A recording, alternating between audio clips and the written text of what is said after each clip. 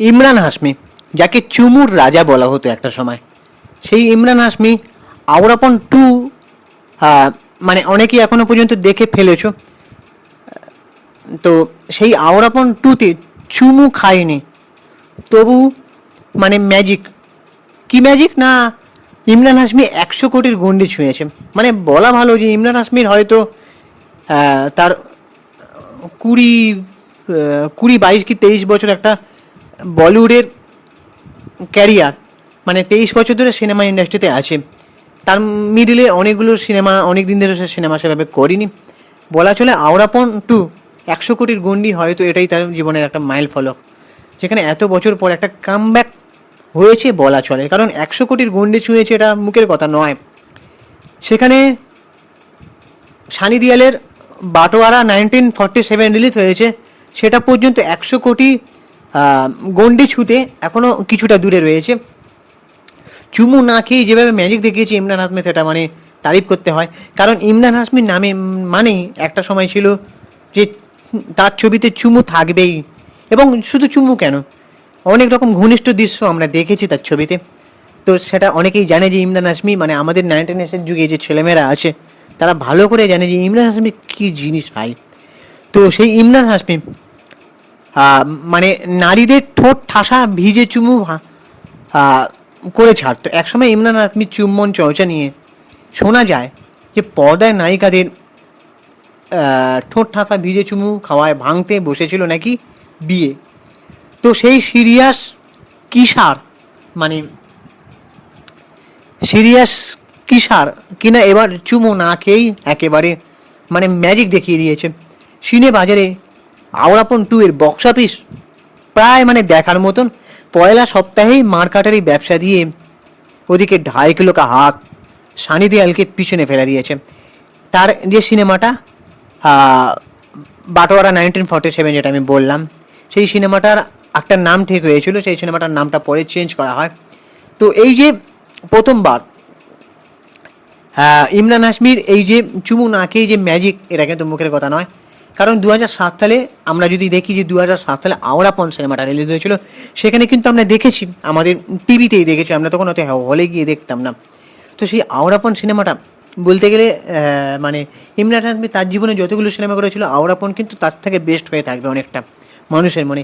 সেই সিনেমার সিকুয়েল মাঝে 19 বছর পেরোলেও দর্শক মানে গ্যাংস্টার গাথা নিয়ে উন্মাদনায় যে একটা বিন্দুমাত্র ভাটা পড়েনি। মানে যে ওই যে আগে সিনেমাটা আওরাপন, মানে ইমরান হাশমিকে কেউ যে ভোলেনি, তার ঠিকঠাক কামব্যাক হচ্ছিল না।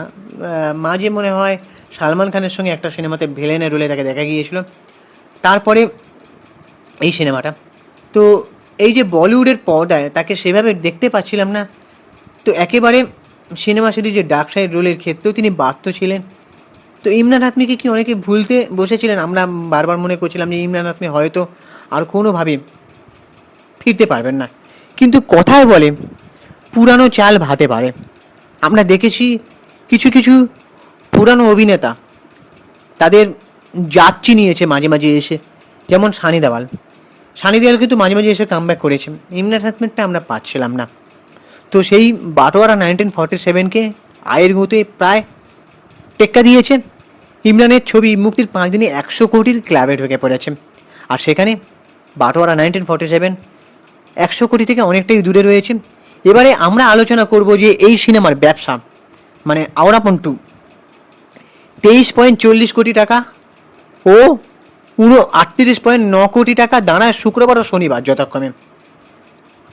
আর সোমবার 10.06 কোটি, মঙ্গলবার 10.26 কোটি, বুধবার 7 কোটি আয় করে দেশে মোট 111.63 কোটি টাকা আয় করেছে। মানে 111.63 কোটি টাকার ব্যবসা করেছে ইমরান হাশমির এই গ্যাংস্টার গাথা সিনেমা আওরাপন টু। অন্যদিকে এই সিনেমার বিশ্বব্যাপী আয় বলতে গেলে মানে সারা বিশ্বে যদি হয়, তোমরা ভালো করে জানো বলিউডের সিনেমার বাজার অনেকটা বড়। সেটা আমাদের ইন্ডিয়ান সিনেমার ইতিহাসে বলিউডের সিনেমার বাজার, সিনেমার মার্কেট সব থেকে বড়, এটা কিন্তু আমরা অস্বীকার করতে পারবো না। প্যান ইন্ডিয়া লেভেল থেকে শুরু করে সারা বিশ্বের মানে আমাদের ইন্ডিয়ার বাইরে, সেখান থেকে এই 150 কোটি টাকা আয় করেছে, যা কিনা ইমরানের ফিল্মি ক্যারিয়ারের একটা বড় মাইলস্টোন। এটা আমি আগেই বললাম। আমার মনে হয় না যে ইমরান হাশমি আর কোনো ছবিতে এতটা বড় মাইল ফলক দিতে পেরেছেন কিনা এটা আমার জানা নেই। এবার এর আগে আমি বললাম যে টাইগার 3 সালমান খানের ভূমিকায় অভিনয় করেছিলেন, সেখানে 400 কোটি টাকার ব্যবসা হাঁকিয়েছিলেন, কিন্তু সেখানে মুখ্য ভূমিকায় সালমান খান ছিলেন। তো এবার চুমু না খেয়ে একেবারে নিজেই নায়কোচিত রোলে 150 কোটি টাকার ব্যবসা করে ইমরান হাশমি 100 কোটি ক্লাবে ঢুকে পড়েছেন। অভিনেতার এহেন সাফল্যে প্রায় উচ্ছ্বসিত অনেকেই। 23 বছর লাগলো এরকম একটা সাফল্যের উদযাপন ছুঁতে। তো তোমাদের কি মনে হচ্ছে, কারা কারা আওরাপন 2 দেখেছো? অনেকেই দেখলাম ইউটিউবে রিভিউ করেছে, বেশ ভালো। তো তোমাদের কাদের কেমন লেগেছে, কারা কারা দেখলে? ইমরান হাশমিকে এভাবে চুমু ছাড়া কামব্যাক তোমাদের কেমন লাগলো? নাকি মনে হচ্ছে যে এই ছবিতেও চুমু থাকা উচিত ছিল? কি মনে হচ্ছে সেটা জানাও কমেন্ট করে। এবং আমাদের ইউটিউব চ্যানেলটাকে এই ধরনের বিভিন্ন অ্যানালিসিস ভিডিও পেতে এবং বিভিন্ন ধরনের সিনেমার আপডেট পেতে আমাদের চ্যানেলটাকে সাবস্ক্রাইব করো, ভিডিওটাকে লাইক করো। আমি ইনস্টাগ্রামে রয়েছি সুপ্রিয় প্রসারে সিনেমাটিয়া, ওখানে গিয়ে ফলো করে দাও। চলো টাটা, দেখা হচ্ছে পরে ভিডিওতে।